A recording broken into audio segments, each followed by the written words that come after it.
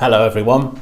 Today's story is called Jim and the Beanstalk, written by Raymond Briggs. Early one morning, Jim woke up and saw an enormous plant growing outside his window.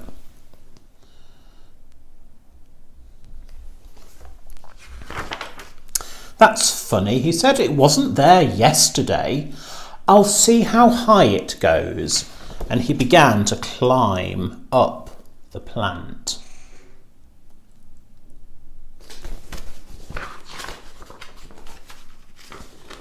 It certainly is a big plant, he said, as he went into the clouds.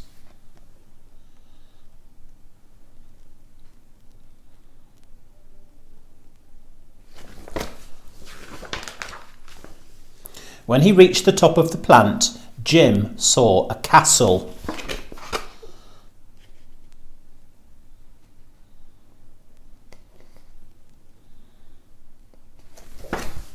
I'm hungry, he said. I'll ask at the castle for breakfast. I hope they have cornflakes. Jim ran to the castle and knocked on the door.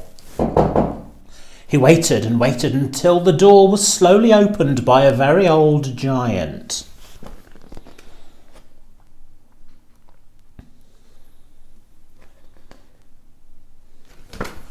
Aha, said the giant, a boy, a nice, juicy boy. 3 fried boys on a slice of toast. That's what I used to enjoy eating in the old days.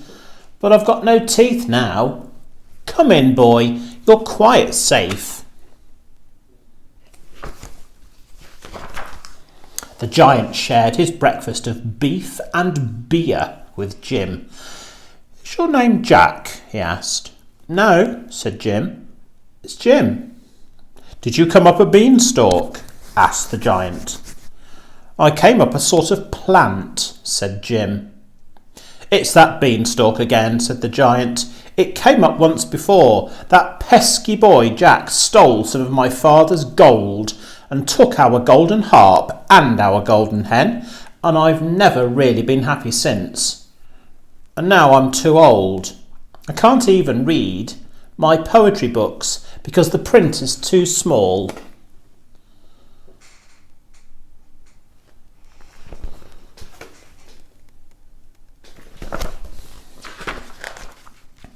Haven't you got any glasses? Asked Jim.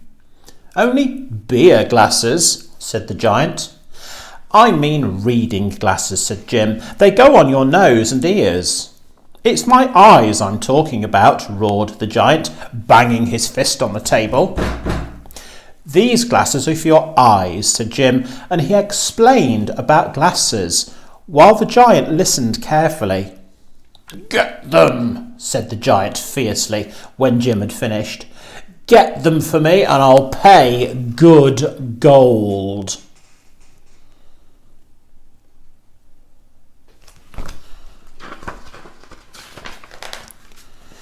I'll have to measure you, said Jim. So Jim measured the giant's head.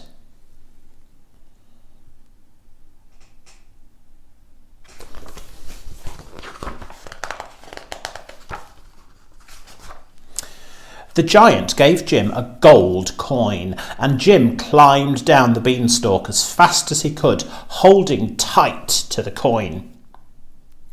He showed the coin to his mother, but before she could say anything, he got dressed and ran off to the oculist.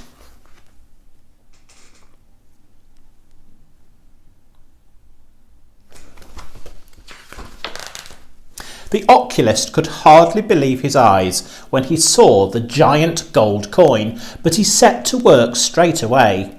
He worked all night, and in the morning the glasses were ready.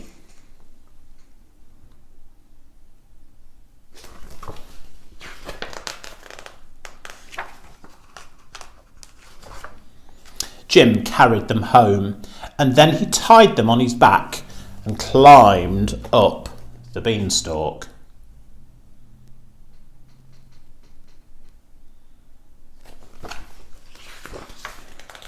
The giant loved his glasses and began reading rhymes to Jim as soon as he put them on. "You're a good boy," he said. "Now I can see you properly. I wonder what you'd be like to eat. I can't eat anything much nowadays because I've got no teeth." "Why don't you have false teeth?" asked Jim. "False teeth?" roared the giant. "I've never heard of them." So Jim explained about false teeth while the giant listened carefully. "Go get 'em," said the giant when Jim had finished. "Go get 'em for me. I'll pay good gold."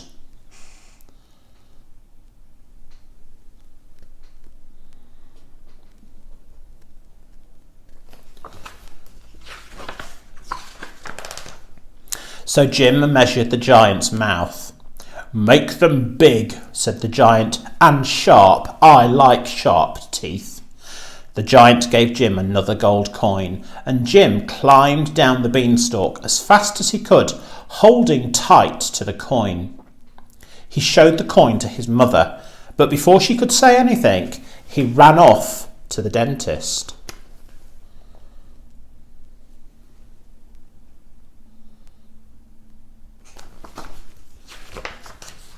The dentist could hardly believe his eyes when he saw the giant gold coin, but he set to work straight away. He worked all night, and in the morning the teeth were ready. Jim carried them home. He tied them on his back and climbed up the beanstalk.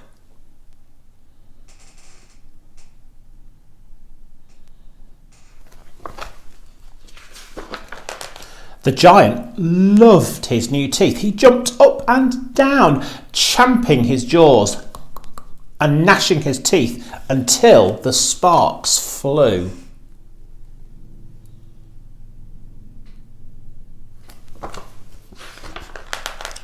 Then the giant sat down and looked at himself in a mirror.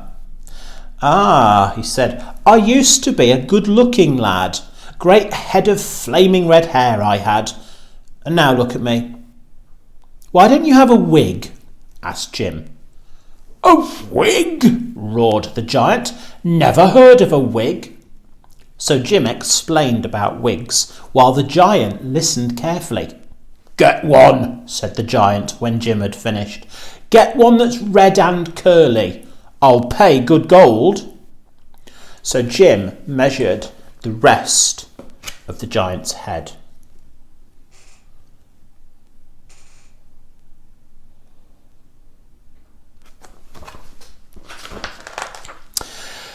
The giant gave Jim another gold coin, and Jim climbed down the beanstalk as fast as he could, holding tight to the coin. He showed the coin to his mother, but before she could say anything, he ran off to the wig maker. The wig maker could hardly believe his eyes when he saw the giant gold coin, but he set to work straight away.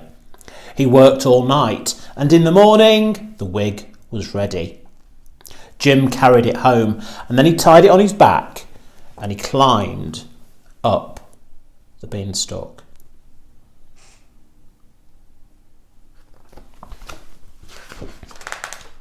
The giant loved his wig. "I look about 100 years younger," he said. He put on all his best clothes and danced about the room, beaming at himself in the mirror. "Marvellous, wonderful," he boomed. "I'm happy again now. I feel like a new giant. And my appetite has come back too."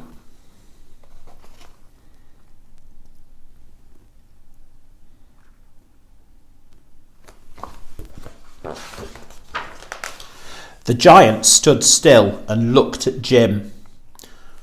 "Fried boy," he said thoughtfully.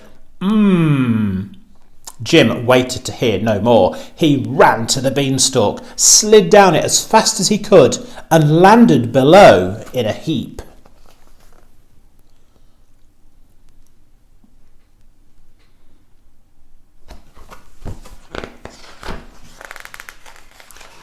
Above him he could hear the thunder of the giant's footsteps. Seizing an axe, Jim swung mightily and chopped down the beanstalk. At that very moment, the beanstalk fell. Something else landed beside Jim with a thud. It was a huge piece of paper wrapped around a giant gold coin. On the paper was written, "Dear Jim, thank you for the teeth and the glasses, also the lovely wig. Your friend, the giant." Jim ran inside and showed the giant coin to his mother. "At last you can keep a coin for yourself," she said. Somewhere in the distance, Jim heard the rumble of giant laughter.